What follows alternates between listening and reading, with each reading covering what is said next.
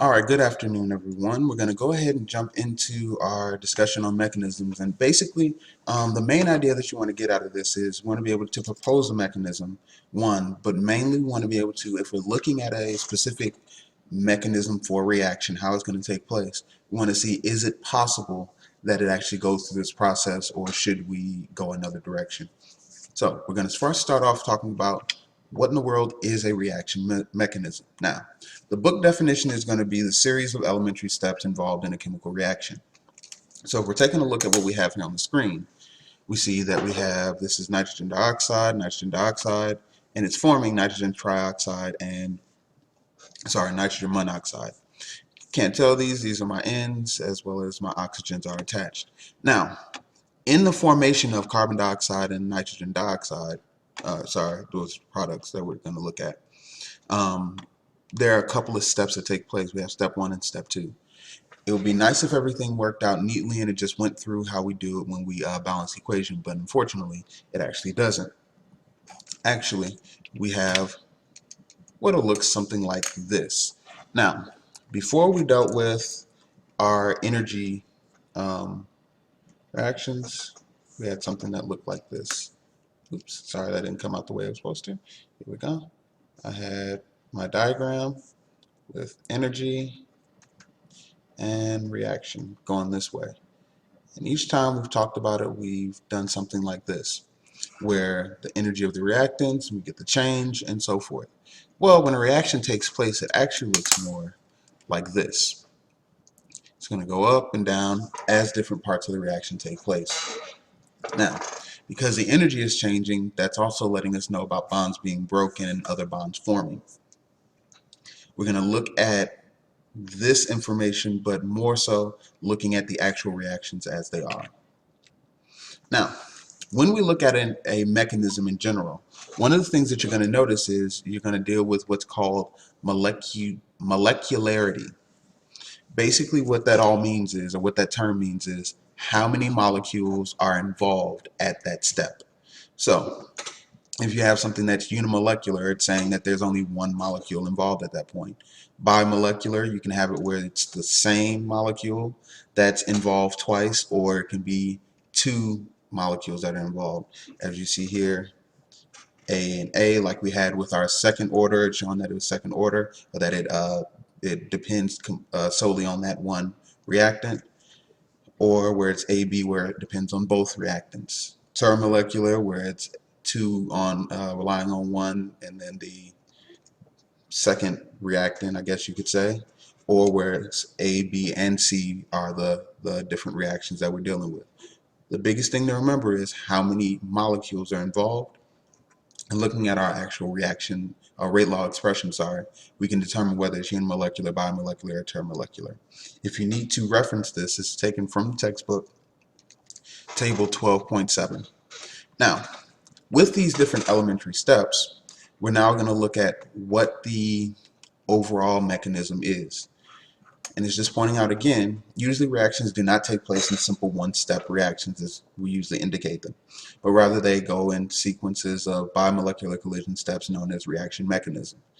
So usually when we hear the word mechanism, it's like the locking mechanism. When I turn the key, the lock disengages. Why? Because there are sets of bolts and different things inside that are set that when the key turns, it turns them, and so everything goes the way that it needs to. Now, with our reactions, we've always been talking about how can we speed up the reaction, what causes us to speed up the reaction. We need to look at what's called the slow step, the slowest step in the overall thing. And usually if there's a mechanism proposed to you, the slow step is actually already labeled for you, okay? Now, this step is going to be called the rate determining step, because the slowest step is actually going to affect your overall reaction rate. If we speed up the rate determining step, or the RDS, that's the way that we increase the reaction rate. And so that's why it's so important that we pay attention when we're writing the rate law expression, or when we're adding heat, or adding catalysts. We want to make sure it's things that are going to help us to be able to speed up this RDS step. Now, for a reaction mechanism to be plausible, these are the things we have to make sure. One, algebraically, it all has to line up or add up to our stoichiometrically balanced equation. So before, if I was to write, right off the side, NaCl or Na plus Cl2, NaCl. Now, if this is my reaction that I'm actually looking at here, then I have to make sure with each of the steps that's going to happen that it all adds up back to this, which would be my balanced equation, 2 and 2. If it doesn't do this, then we know that it's not plausible. This also means that if we have any catalysts that are used or intermediates that are used, that they also have to be canceled out. Okay? Now, I'm going to go back a couple slides. The way that you know you have intermediates involved, if you're given a graph that looks like this, each time that you have this little dip, that's an intermediate, depending on how much energy we have dropping into that intermediate. So we have a little hump and then all of a sudden it drops and then it goes way up. We know that this may have been something that was very unstable, and so it was a very, very short intermediate that it was formed, but it may be something that's very, very unstable. And so that's why we move on from it pretty quickly. Now, moving back. Now, if I have this given to me, this type of reaction given to me, I need to look at what are the important pieces to write my mechanism. So these two steps are proposed to you. It tells me that based on my rate law expression, one of the things that I may have seen is that this reaction is second order with respect to NO2. So you're noticing that in my slow step, I have NO2 twice. There's a very important reason for this, so we're going to come back to that in a second. Now, this is my slow step. I'm going to make sure that I have both of those included. Now, in that same data, I found that with respect to carbon monoxide, that it's zero order. Oops. Zero, I'll write it underneath. So this one's zero order, and this one's second order. Now, again, to make sure that we are on the right path, our rate determining step and our mechanism, or the rate determining step for our mechanism, must be the same, or we must be able to write our. Now, taking a look at this, one of the key things that you need to notice is your rate determining step must match your rate law expression. So if there's been a mechanism proposed and you look at your rate law expression and you cannot write your rate law expression from that slow step, you know that most likely that is not going to be your actual mechanism for that reaction. Now, going back to what I talked about, it having to add up algebraically. Basically, our dividing line is going to be for our arrows. So if it shows up on both sides of the arrows, I cancel it. If it shows up on the same side of the arrow, I have to add it up. So let's take a look at what we have here. I have NO2. Do I have NO2 on the other side? I have 1 on the other side. So I'm going to cross out one of them. Okay? Any others that I need to look at? Well, NO3 shows up here, and it also shows up here. This being, in this case, our intermediate. It's very unstable and it breaks down very quickly. Are there any others that I need to worry about? No. From this, I can now write my same equation that I have up at the top. I have NO2 plus CO, because those two didn't cancel out, yield nitrogen monoxide, NO, plus CO2. This all still works out again to our same balanced equation. Okay? Now, key, and I'm putting a star next to this point so that we don't forget it. Again, your intermediates, how you'll know, they'll show up in the products over on one step, products on the first step,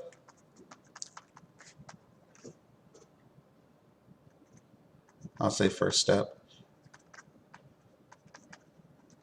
and then they're in the reactants on the next step.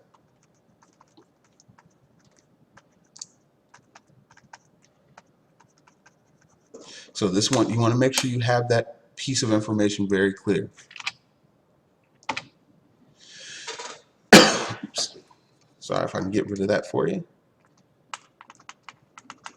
It must include only the species that are involved in your rate determining step. If you need that information, just go ahead and rewind just for a couple seconds ago, and you'll have that piece of information. Now, when we're looking at our step one, considering we said that was our rate determining step, we can simplify it or write it shortly a different way by condensing or bringing it down.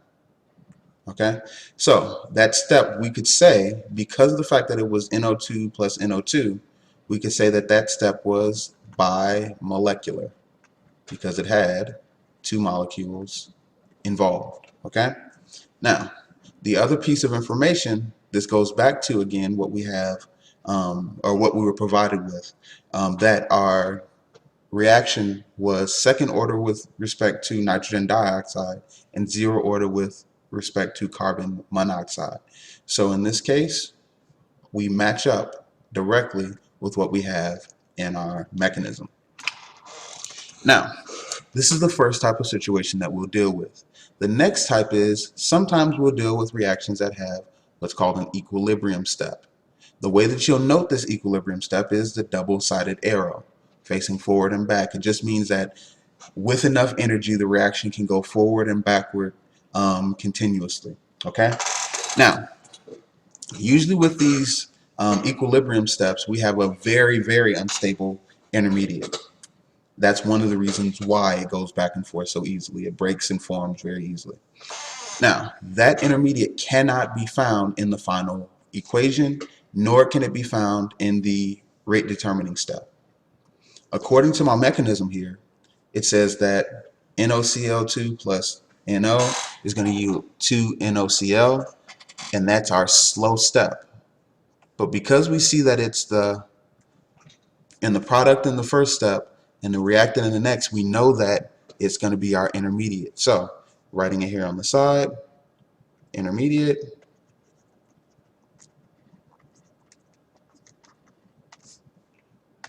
is NoCl2. So my question is, how will I proceed if my RDS or rate determining step has to match up to my rate law and my final equation? Well, let's take a look. We're going to use what's called an equilibrium setup, or using the law of mass action. We're going to set up a KEQ, or equilibrium constant type of setup. And all we're going to do is we're going to solve for NoCl2. So right now, this will be our products over reactants for that first step. Oops.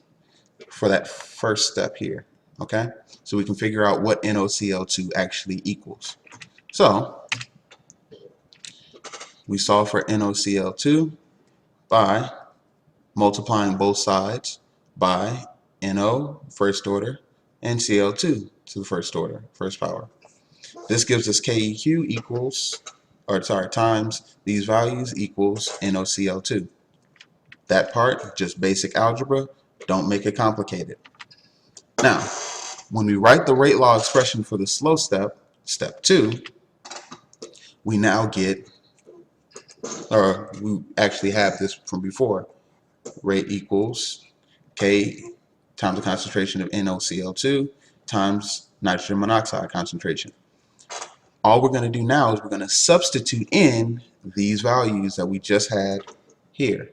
We just found that NoCl2 equals this, all of this. So we're going to go ahead and plug it in. So now we have rate equals rate constant times the equilibrium constant times concentration of NO times concentration of Cl2 times concentration of NO again. To simplify it, since we're multiplying these two constants, K times KEQ, we're going to end up with what's called a third constant. It's not really a third constant, but it's called K prime. Putting it together, we're going to end up with this as our final rate law expression based on the mechanism. Now, again, all of this is based on the mechanism that was proposed. This little tilde or apostrophe, just saying that it's a new type of constant just because you multiply these two together. But since we've subbed them in, we simplify, and this will be our final rate law expression. Now, if this is still making you scratch your brain a little bit, don't worry. Bring your questions tomorrow. Note, I'm saying bring your questions tomorrow so we can make sure that they get answered. Now, in class, we're going to spend a little bit of time going over a couple of FRQs that actually have this included so that you can get an idea of how you go about it. Last step, and this one is actually very short, and this is why I threw it in at the end, just talking about catalysts, the different types of catalysts. And again, this will be very, very short. We have two main types that we're going to use. Homogeneous catalysts, which are usually present in the same state or phase as before, like the enzymes in your body, or if I have a solution of potassium iodide with a 30% peroxide, I could use that. That would be a homogeneous, homo meaning same, or heterogeneous catalyst, which would be in a different phase, and most times it's going to be solid. So if I had a solid manganese dioxide in the same hydrogen peroxide, or a catalytic converter on a car, many of you are starting to approach that age. How do we get rid of those toxic fumes coming out of the car? This is one of the ways, and it's all using reactions and catalysts. On that note, we finish everything up for today. I will see you all tomorrow. Bring your questions and have a great evening.